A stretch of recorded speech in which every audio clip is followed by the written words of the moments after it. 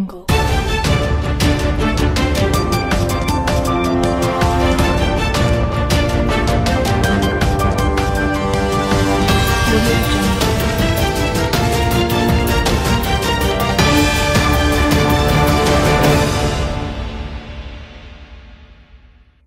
Welcome back, fellow newshounds. I'm Groftikins, and here I try to bring you news from the world's most dangerous hotspots. Today, North Korea has just tested what is thought to be a hydrogen bomb. The announcement was made on the KCNA, or Korean Central News Agency, by their most popular newsreader, who only makes rare appearances on special occasions. They also released photographs showing the North Korean leader inspecting what they have said is a new type of hydrogen bomb being loaded into a ballistic missile warhead, with officials stating it is a two-stage ICBM compatible thermonuclear bomb.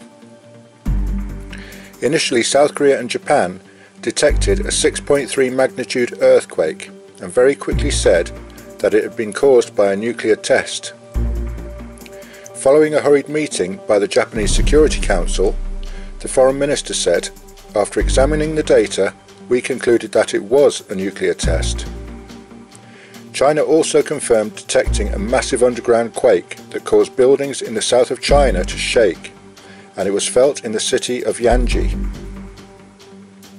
The Chinese Earthquake Administration said there was also a second quake, measuring 4.6 on the Richter scale, and was measured 8 minutes after the initial explosion. This is widely believed to have been caused by an underground collapse of some kind, such as a tunnel complex.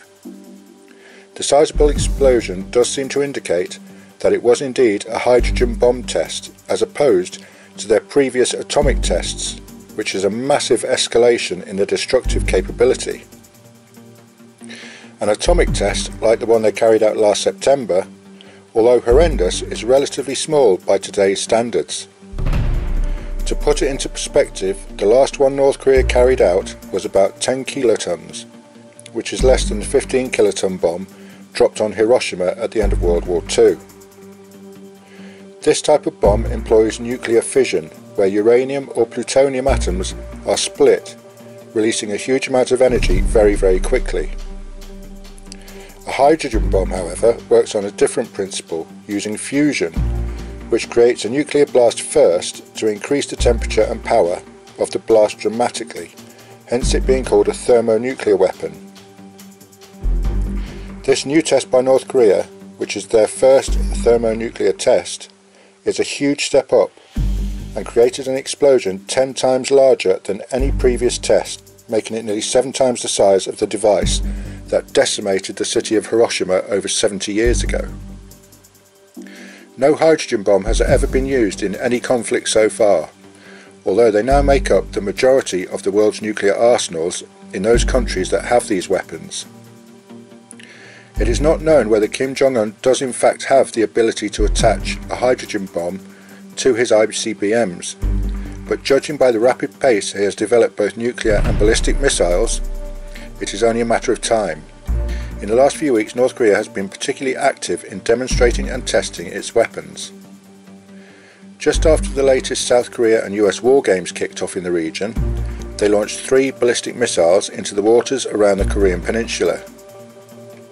Then just a few short days ago, a ballistic missile was fired directly over the Japanese island of Hokkaido, where there was a Japanese and US exercise taking place, showing their ability to reach not only Japan, but also the island of Guam, that houses the US Anderson Air Force Base with its B-1B supersonic bombers.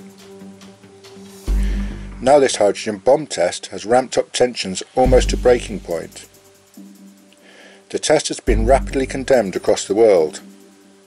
The British Foreign Minister said it is a new order of threat. Russia has said the disregard by Pyongyang of the UN Security Council resolutions deserves the strongest condemnation.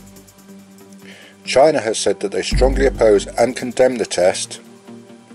And America's President Trump has used social media to tweet that North Korea has conducted a major nuclear test. Their words and actions continue to be very hostile and dangerous to the United States. North Korea is a rogue nation which has become a great threat and embarrassment to China, which is trying to help but with little success. These remarks are of course not totally unexpected, but he followed them a short time later with another tweet that is far more worrying and indicates that options other than a diplomatic solution are now being seriously considered. The tweet read, "South Korea is finding, as I have told them, that their talk of appeasement with North Korea will not work. They only understand one thing."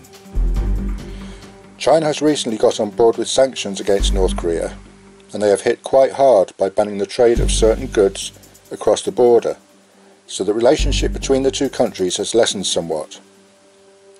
However, China still would not stand by and see a regime change by the US and its allies. What is a danger is that China may now try to squeeze Kim Jong-un even more by stopping the oil supply, which would leave North Korea with 6 months of oil reserves at best. If that happens, then one of two things will happen. North Korea will collapse completely, and the international community will then be able to step in and start some kind of dialogue. Or more worryingly, Kim will realise his country is finished and will throw everything he has in every direction, causing as much chaos and destruction as he possibly can. The hours and days ahead will be extremely tense, as we all wait to see the world's response to these developments, and just exactly what the North Korean regime will do next. I will try to keep you informed about this and other stories from around the globe, so hit that like and subscribe button for further updates. And don't forget, the world is watching, so please be kind to each other.